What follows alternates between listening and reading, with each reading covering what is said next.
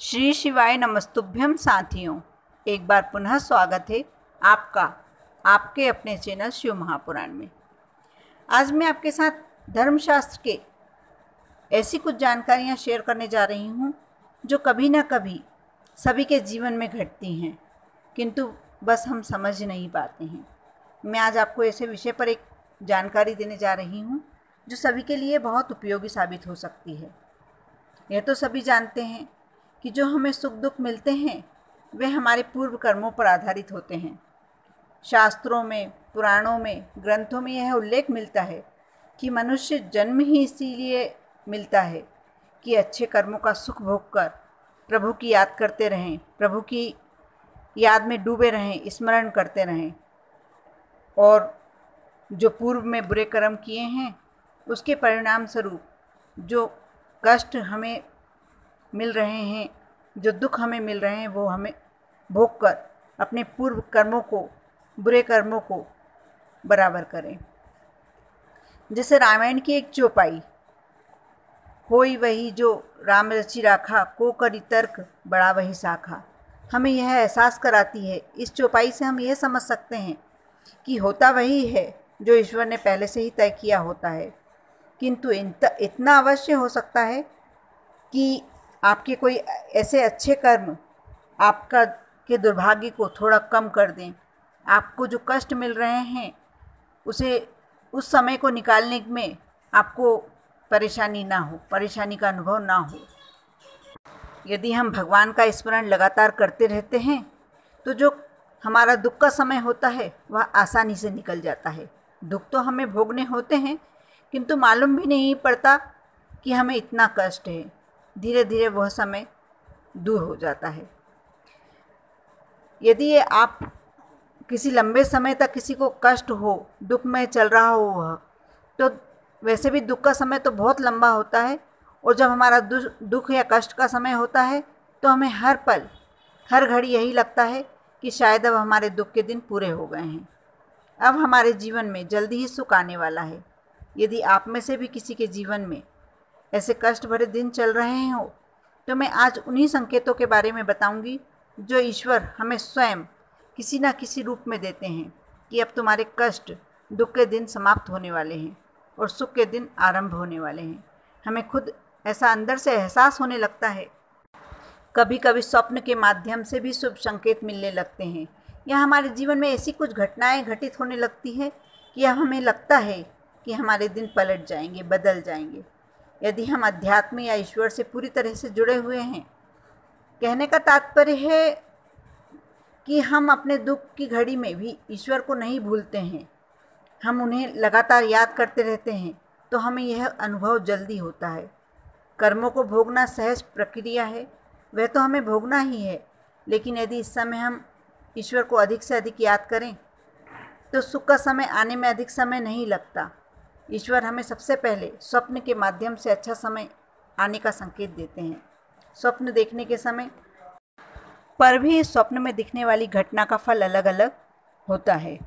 रात्रि में यदि 3 से 5 बजे के बीच यानी ब्रह्म मुहूर्त के समय दिखने वाला स्वप्न सच होता है, यदि इस समय स्वप्न दिखने के बाद यदि आपकी नींद खुल जाती है, आप नींद से जाग जाते हैं, तो इस स्वप्न सच होने की पूरी गारंटी होती है।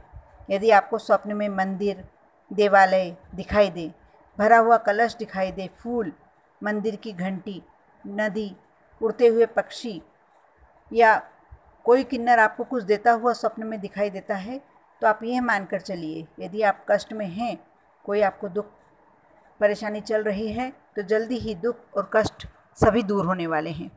आप पूजन करते दिखाई दे रहे हैं, जाप करते दिखाई दे रहे हैं, किसी विद्वान के साथ बैठे दिखाई दे रहे हैं, कोई कथा सुनते दिखाई दे रहे हैं, कोई हरे भरे वृक्ष यदि यदि वह बिलपत्ती का वृक्ष हो, आम का वृक्ष हो, जामुन का वृक्ष हो, यानी कोई भी शुभ फल, शुभ वृक्ष यदि ये दिखाई दे रहे हैं आपको, तो और जिसमें केले का वृक्ष दिखाई देना तो बहुत ही ज़्यादा शुभ होता है। बोलते हैं कि केले का वृक्ष साक्षात बृहस्पति महाराज का रूप होता है, विष्णु जी का रूप होता है, और यदि बेलपत्री दिखाई देती है तो आपको साक्षात सपने में शिव पार्वती के दर्शन हो रहे हैं। यदि आप कुछ परेशानी में चल रहे हैं और आपको ऐसे स्वप्न दिखाई दे रहे हैं तो आप मान कर चलिए कि आपके दुख भरे दिन समाप्त होने वाले हैं।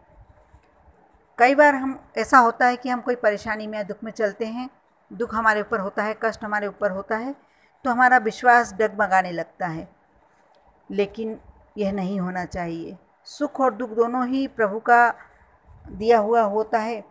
कहते हैं सुख हमारे अच्छे कर्मों का परिणाम होता है और दुख हमारे ही बुरे कर्मों का परिणाम होता है। तो हमें ऐसे सुख या दुख के दोनों के समय हमें प्रभु का सुमिरन करना नहीं छोड़ना चाहिए।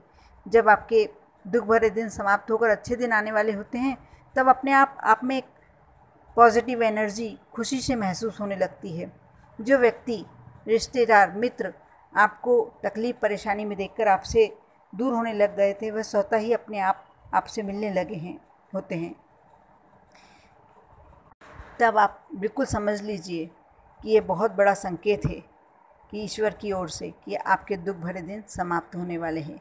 एक आंतरिक शक्ति का अपने आप आपको अनुभव होने लगता है।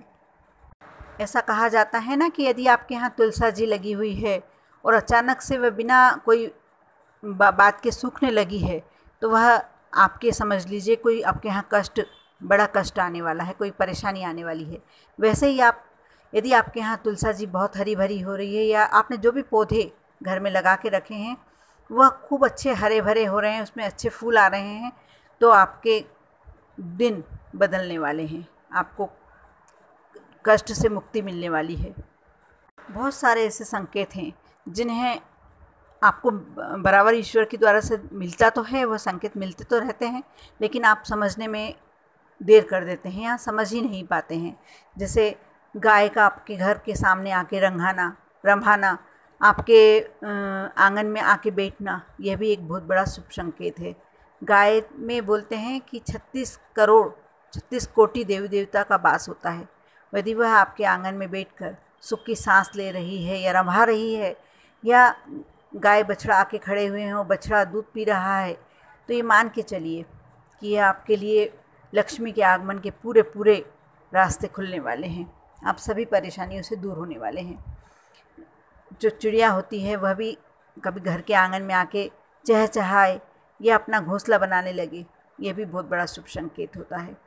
चिड़िया का घर में घोंसला बनाना, कई लोग सोचते हैं कि हमारे घर में घोंसला बना लिया है, हमें इसको निकालना चाहिए, लेकिन ऐसा नहीं करना चाहिए, क्योंकि चिड़िया का घर में घोंसला बनाना भी आपके यहाँ बहुत बड़ा शुभ संकेत होता है।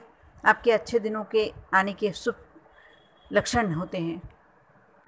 यदि आप भी दुख के दोनों दिनों से निकल रहे हैं तो आप सब्र कीजिए, इन संकेतों पर गौर कीजिए और सकारात्मक सोचिए।